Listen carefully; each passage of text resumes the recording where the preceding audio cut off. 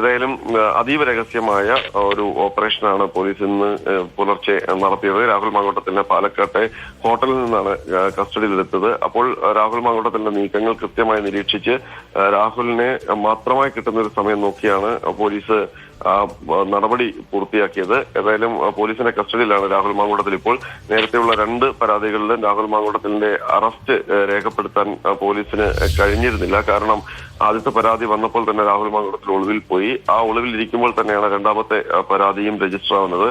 അപ്പോൾ അത് രണ്ടിലും നിയമപരമായ ആനുകൂല്യം രാഹുൽ മാങ്കൂട്ടത്തിൽ നേടുകയും ചെയ്തു. അതുകൊണ്ട് അറസ്റ്റ് അടക്കമുള്ള നടപടികളിലേക്ക് പോകാൻ പറ്റിയിട്ടില്ല. ആദ്യത്തെ ഗർഭചിത്രം ബലാത്സംഗ പരാതിയിൽ 2ാം പ്രതിയായ ജോബി ജോസിനെ മുൻകൂർ ജാമ്യം ലഭിച്ചിരുന്നു. അപ്പോൾ അതിനുശേഷം അയാളെ വിളിച്ചു വരുത്തി കൂടുതൽ ചോദ്യം ചെയ്യലുകളൊക്കെ നടത്തിയിരുന്നു.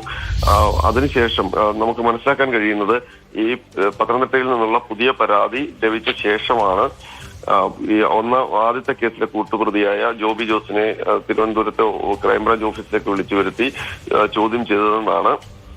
ഏതായാലും രാഹുൽ മാങ്കൂട്ടത്തിന്റെ നീക്കങ്ങളൊക്കെ ആ ചോദ്യം ചെയ്യലിൽ മനസ്സിലാക്കിയിട്ടുണ്ടാകാം പോലീസ്. അതുകൂടി കണക്കിൽ വെച്ചുകൊണ്ടാണ് ഈ അറസ്റ്റ് നടപടിക്കുള്ള പദ്ധതി തയ്യാറാക്കിയത്. ഏതായാലും അത് നടപ്പാക്കുകയും ചെയ്തു. ഇപ്പോൾ രാഹുൽ മാങ്കൂട്ടത്തിൽ പോലീസിന്റെ കസ്റ്റഡിയിലാണ്, അറസ്റ്റിലാണ്. ഇതും മാത്രമല്ല, ഇപ്പോൾ 3 പരാതിയിലാണ് ഇപ്പോൾ കേസ് എടുത്തിരിക്കുന്നത്.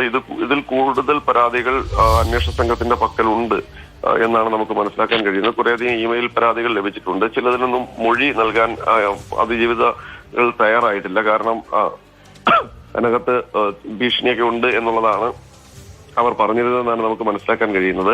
ഏതായാലും കൂടുതൽ വ്യക്തത ഇപ്പോൾ ഈ അറസ്റ്റ് നടപടിയിലേക്ക് നയിച്ച പരാതിയിൽ വന്നിരിക്കുകയാണ്. അത് രൂക്ഷമായ പരാതിയാണ്. ഒരു പക്ഷേ രാഹുൽ മാങ്കൂട്ടത്തിന് വലിയ നിയമക്കുരുക്ക് ഉണ്ടാക്കുന്ന ഒരു പരാതിയാണ് എന്നുള്ളതാണ് മനസ്സിലാക്കുന്നത്. അനന്തകൃഷ്ണൻ കൂടിയാണ് വിവരങ്ങൾ നൽകിക്കൊണ്ടിരിക്കുന്നത്.